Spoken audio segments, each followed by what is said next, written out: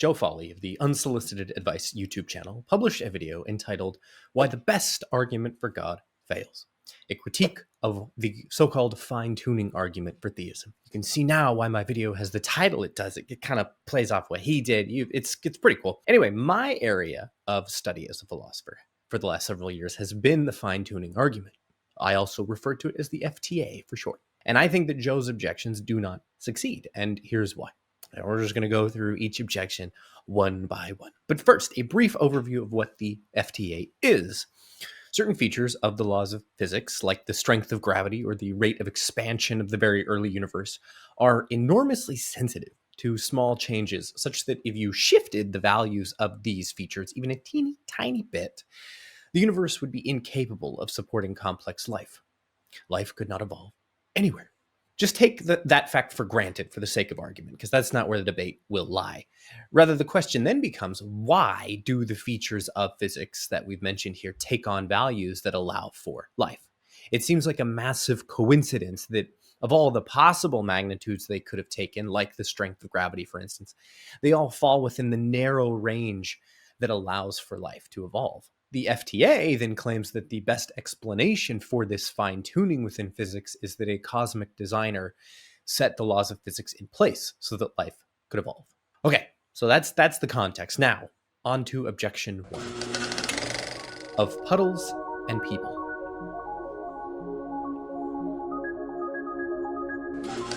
There are really two objections that Joe runs together here, at least as I interpret him. So here's the first. Life is not special. Here's what Joe says. The science fiction writer Douglas Adams once gave an analogy that many people use to combat the fine-tuning argument. He asks us to imagine a sentient puddle, which has fallen into a hole in the road after one of the UK's classic bouts of miserable weather. The puddle is immediately shocked by the situation. It wonders how it is that this hole in the ground is perfectly designed for it to fit. It is attacking the assumption that the universe's support for human life is some special predefined state that requires particular explanation. The combinations of values that allow for life are no more special or significant than any other. I take that to be the implication of the puddle analogy. No particular puddle shape is more significant than any other, and some puddle or other had to obtain. But suppose the puddle found itself in the exact shape of a hexagon within its hexagon-shaped hole. In that case, an inference to design seems far more plausible for the puddle. Similarly, if life is objectively valuable, then the combination of constant values that allows for life lends itself to a design inference in a way that no other combination of values does. More on that point below. Okay, second sub-objection. If the universe were not fine-tuned for life, we wouldn't be here to have this conversation about fine-tuning. Here's what Joe says. The philosopher Elliot Sober also used the anthropic argument to undermine the idea that our universe is unlikely. He suggests that since our existence is a necessary precursor to us making observations about the relative likelihood of our universe, we must make that a background assumption when evaluating the probability of life-supporting universes. Since no universes without observers in them can be observed, we must evaluate the likelihood of observer-supporting universes given the existence of observers. This is sometimes called the cosmological observer selection effect. This then makes the fine-tuning argument trivial, since the likelihood of us observing a finely tuned universe always becomes 1. Matthew Kotzen has a lovely article analyzing Sober's reasoning and where it goes wrong. He writes that it, quote, is a truism of scientific and philosophical methodology that when we collect evidence, it can matter how that evidence was collected. And ignoring background information about how our evidence was collected can lead to irrational conclusions. To review Eddington's fish analogy, you take your boat onto a lake and fish all day, catching 10 large fish. You then consider two explanations. There are mostly large fish in the lake, and there are mostly small fish in the lake. You conclude that your 10 catches is good evidence for large fish over small fish. But suppose you pull the net out of the water and realize that it has large holes, meaning that any small fish you might have caught would have been able to escape, regardless of the proportion of large to small fish in the lake. In that case, your catch of fish is no longer evidence for large fish hypothesis over small fish hypothesis. Sober claims that the lesson of Eddington's fish is that the manner in which we collect evidence must be taken as background information. We hold that information as fixed, as given, when we then ask what the various hypotheses predict about our observations. Thus, given that the net has large holes, even the small fish hypothesis leads us to expect catching large fish only. But then turning to the fine-tuning argument, if we include in the background information something like, I exist at a time t to observe a fine-tuned universe, or something like that, then the likelihood of fine-tuning, given theism or naturalism, is the same, because my existence by itself entails that the universe is fine-tuned for life. Now, most people will suspect that Sober's reasoning has gone off the rails somewhere, and I agree. Kotzen specifically asks us to, quote, suppose that I know the following. Just after the egg that was to become me was fertilized, doctors took that fertilized egg and placed it in a petri dish. It's not known what happened after that. Either the doctors stored the fertilized egg carefully so as to make sure that it wouldn't be harmed, what we can call the design hypothesis, or they threw it randomly around the lab in a way that made it very likely that the egg would be seriously damaged, but it just so happened that it didn't. We'll call that the chance hypothesis. Again, it's quite intuitive that my existence at a time t, well after my birth, which in this case is the evidence, is evidence for design over chance, because the likelihood of evidence given design is higher than the likelihood given chance. But if Sober were correct, and we took as given that I exist at some time t to see that I'm alive, then we could make no inference whatsoever between the two explanations in this case, which is just silly. Still, where does Sober's mistake lie? Well, with Kotzen, I suggest that Sober mistakenly includes information about the relevant method of observation in the background information, rather than as additional evidence. We ought to take none of it as given, and instead just include all the claims as different lines of evidence that each hypothesis must explain. Now, in the article, Kotzen shows how this analysis reproduces the right results in the Eddington fishing example. In general, Kotzen makes the point that only when the relevant method of observation is probabilistically independent of the hypothesis can you take it as given. So in the fish case, the likelihood of you using a net with large holes in it is independent of which kind of fish are in the lake. Those two things obtain or don't obtain independently of one another. But when the method of observation is not independent of the hypothesis in this way, then you get all sorts of silly inferential mistakes when you take the method of observation as background, as given. So in the case of deciding whether your current existence is evidence that your doctors took great care of the fertilized egg that would become you, or whether they just handled things carelessly, the relevant fact of I exist at a time t to make observations is not independent of which hypothesis, chance or design, is true. The probability of your very existence at a time t to make observations is itself very low if the doctors haphazardly toss the fertilized egg to and fro, and it is much higher if instead they took great care to make sure that you developed under controlled conditions. And this actually makes a lot of sense when you think about it. Now, in the case of fine-tuning, the relevant evidence then becomes there are observers at a time t that observe a fine-tuned universe, or something like that. A piece of evidence that will have a very low likelihood given chance, and a much higher likelihood given theism, in parallel to the fertilized egg thought experiment, at least if you grant the rest of the fine-tuning argument. So whether you call the evidence a fine-tuned universe exists, or I exist at a time t to observe a fine-tuned universe, makes no difference. Okay, so how does Joe reply to this? We would need to observe the creation of many different universes to see how many supported life and were in fact designed, and how many supported life purely by chance. But, sadly, we are stuck to this universe and so cannot make such observations. Thus, Sober now thinks that the theist just has an unjustified premise. He rejects premise 1, and the argument no longer follows. But this is a different objection to the fine-tuning argument. Now the objection is that we have not observed any universes besides our own, and so have no idea what the odds are of fine-tuning given chance. But that issue is independent of Sober's anthropic concerns. It's just to concede that the original objection fails and then to offer a new one, which is actually what Joe's second objection is in his broader analysis. And so the first objection, therefore, just collapses into the second one that Joe considers, to which we now turn. The art of the possible.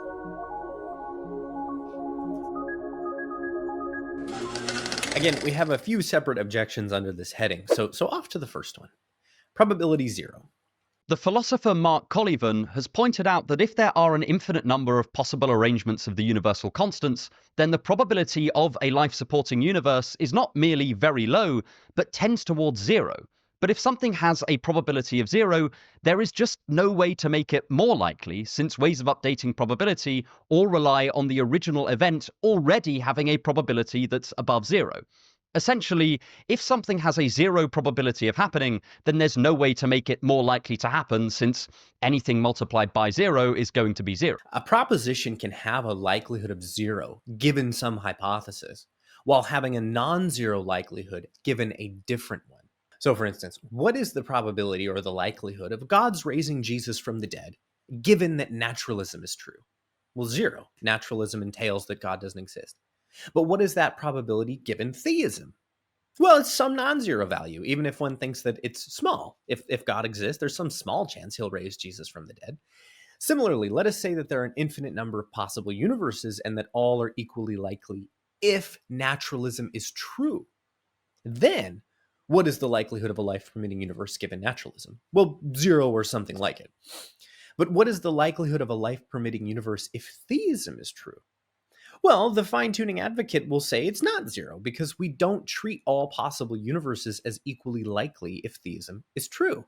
Rather, we privilege life-permitting universes with a greater share of the probability space because God is more likely to create a universe with life than one without it. So the objection goes nowhere. So the second objection is that we cannot know if other values for the constants are really possible. The fine-tuning argument needs a stronger sense of possibility than logical possibility, but rather what Joe calls real possibility. Okay, but why can't we say anything about the real likelihood or possibility of a non-life-permitting universe? But the reason we know that me taking a different job or Napoleon winning the Battle of Waterloo were real possibilities is that we have observed how similar circumstances have led to vastly different outcomes. We have seen people take up different jobs, and we have observed battles where reinforcements did not arrive in time, leading to an underdog victory. These situations are analogous to observations we have made in the past, but this is very different to establishing the fine-tuning of the universe. We have never observed anything even remotely analogous to a universe's creation, and so our assumption that the universal constants could have gone another way just doesn't seem that justified. Notice that Joe's point about our not having observed the creation of universes, if it undermined our ability to infer possibilities, real possibilities, threatens to unseat all sorts of scientific inferences. We also have never observed a universe where the general theory of relativity does not hold. But does that mean we cannot say anything about the probability of the theory given our empirical evidence that we have? Well, surely we can. Or again, suppose that scientists detected various temperature fluctuations in the cosmic microwave background radiation, and a radiation that permeates all of space. And that when they translated these temperature fluctuations into binary code, they spelled out the first digits of pi. Obviously, that hasn't happened, but imagine that it did.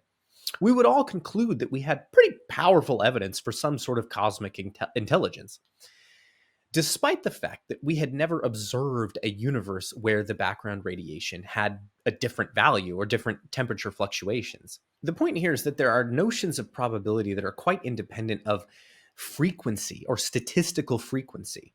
But let's dig deeper. I take it that Joe's fundamental point is that for all we know, the present values of the constants are physically necessary. That is, the laws of nature dictate that the universe must permit life. So, for instance, while it is logically possible for an object to travel faster than the speed of light, it's not physically possible because superluminal velocity contradicts the special theory of relativity. Might we say the same thing about the values for the constants? Well, those values don't follow from any underlying theory of current physics. That much is obvious.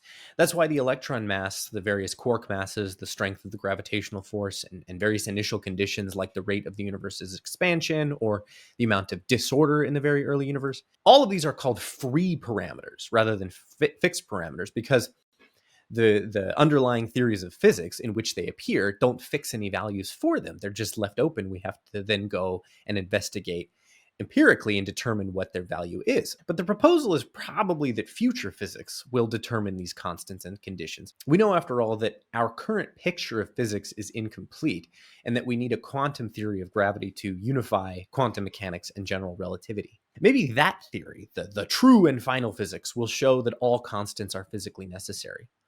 Well, maybe, but given... Okay, hold on. My dog is at the door.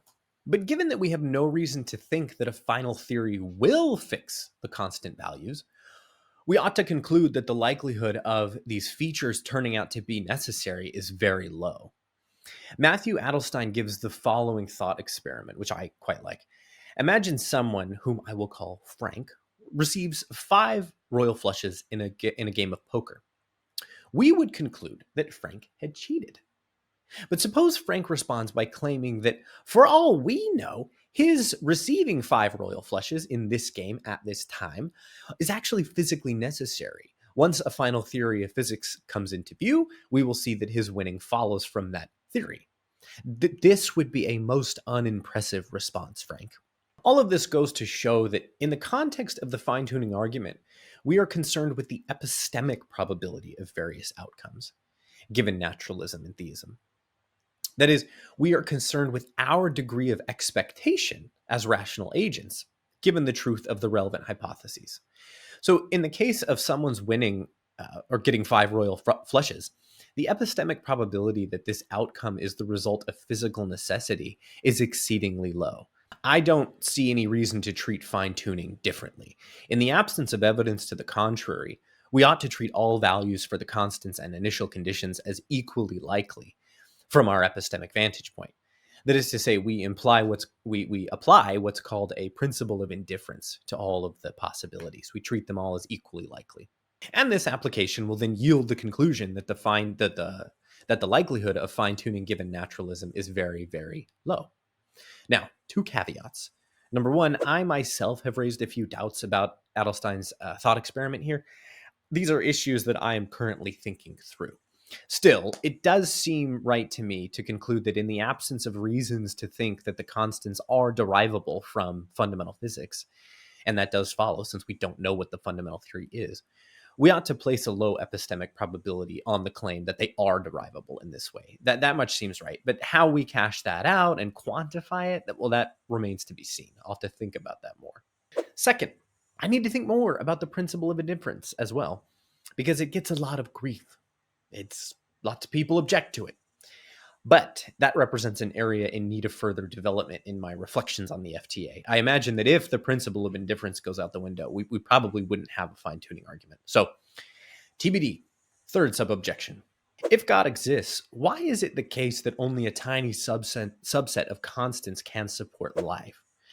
Okay, this objection just rests on a misunderstanding, one that has also featured in Hans Halvorson's critique of the FTA. When one says that the values of the constants are unlikely, one means that they are unlikely given chance, given random chance, not that they are unlikely, period. If I walk onto the beach and see SOS etched into the sand, this outcome is improbable given chance processes. But it is not improbable given that someone, probably stranded on the beach, dug into the sand to arrange a message therein. So theists need not claim that God made it highly improbable that a life-permitting universe obtains or anything like that. Psychoanalyzing God. We have no reason to think that God would likely create a fine-tuned universe. Therefore, however low the likelihood of fine-tuning is given naturalism, we have no reason to think that it is any higher given theism. The likelihood in the latter case is just inscrutable. Now, I have responded to this objection in my published work by claiming that if life is objectively valuable, then because God is perfectly good, it's not terribly unlikely that he would create a universe where conscious agents could arise. Doing so would be a good thing to do, fitting for a perfectly good being. That's the logic. Now, Joe responds to me by name, and I'm just going to play the whole thing because it's cool and why not? In turn, Miles Donahue has responded to this argument by saying that life is one of the only things that is plausibly objectively valuable, and so we have one good reason to think that God would favour a universe that supports life over one that does not. Now, we could challenge Donahue's premise about life's objective value or its obviousness. If God defines value, as he often does in many theist traditions, then appealing to life's value independent from God to motivate him puts the theist in somewhat of a logical circle. But his argument also potentially proves too much. It raises further questions about God's psychology. For example, if life truly is objectively good, why would God not create a lot more life than he has? Most of the observable universe is totally uninhabitable. If God is motivated to create and sustain life, then why is there so little of it? We can broaden this critique to a more general counter to the fine-tuning argument. Why is the universe so finely tuned for life in some ways, but also so obviously untuned in others? Why is it that the fundamental constants are specified to support life, but most of the universe is arranged not to support life? As we said before, if God defines real possibilities, then why is it that life is almost impossible and yet somehow still happens? On reflection, it can seem like God's position on the value of life is borderline contradictory. Yeah, I don't think we need to get distracted by conversations about how God relates to morality. On the only plausible account about how this might work, God's nature grounds moral value, and God does not decide what properties his nature exemplifies. Rather, he has his nature essentially. And Joe wouldn't argue for a different account. He thinks those other accounts are false too. So we can just assume that. But what about Joe's point that my argument proves too much and raises further questions about God's psychology, such as why would God not create a lot more life than he has? Why is most of the universe arranged not to support life, and so on and so forth? It is the case that in our universe, only a small sliver actually allows for life to exist. Most of it is just dead, empty space where you would die if you tried to live. Theism seemingly predicts a universe with a much higher proportion of life than what we observe. I don't think this argument works. Two responses. First, there's no finite upper bound on how much life God could have created. So, even if the universe were teeming with life, it would still have been possible for God to have created more of it in a bigger universe, if nothing else, and therefore there would still be room for the Joe-inspired skeptic to reply that surely, if God wanted life to exist within the universe, there would be even more of it, blah, blah, blah, blah, blah. But to me, that suggests that the objection has gone wrong somewhere. If no matter how much life there was, one could always have issued the objection in question here. Second, even if we grant that the rarity of life is evidence against theism, it is plausibly outweighed by fine-tuning. It just gets swamped by the evidential significance of fine-tuning. So let's agree with physicist Luke Barnes that the likelihood of fine-tuning given naturalism is 1 part in 10 to the 136th power. That's an outrageously small likelihood, and therefore fine-tuning is very strong evidence for theism over naturalism, if we grant the other premises of the argument. Suppose we now want to compare that to the negative impact that the rarity of life has on theism. Well, what is the likelihood of that rarity given theism? Even if we say 1 in a billion, that evidential hit is nothing compared to the strength of the evidence for theism from fine-tuning. By analogy, suppose in a murder trial, the defendant's fingerprints are on the gun, and there's a video recording of him committing the murder. That's pretty powerful evidence that the defendant is guilty. But suppose that the defendant has an alibi. His boss testifies that he was at work during the time of the murder. That would be some evidence against the guilt hypothesis. But obviously, it's outweighed by the other evidence. And I think the same thing happens here. Fine-tuning is quantitatively precise to an outrageously small degree, whereas this appeal to the rarity of life, it's very qualitative, rough and ready, and I don't see any reason to think that it's the likelihood of the rarity of life is somehow less than 1 part in 10 to the 136th power. For more on this kind of objection to theism, I recommend Matthew Adelstein's helpful Substack article linked in the show notes below. Okay, there you go. That's why Joe's 3 objections to the FTA do not succeed. Back to you, Joe. Let's do a dialogue. Let's come on my podcast. We can talk about this. It would be great. That'd be cool. Let me know. Let me know if you want to.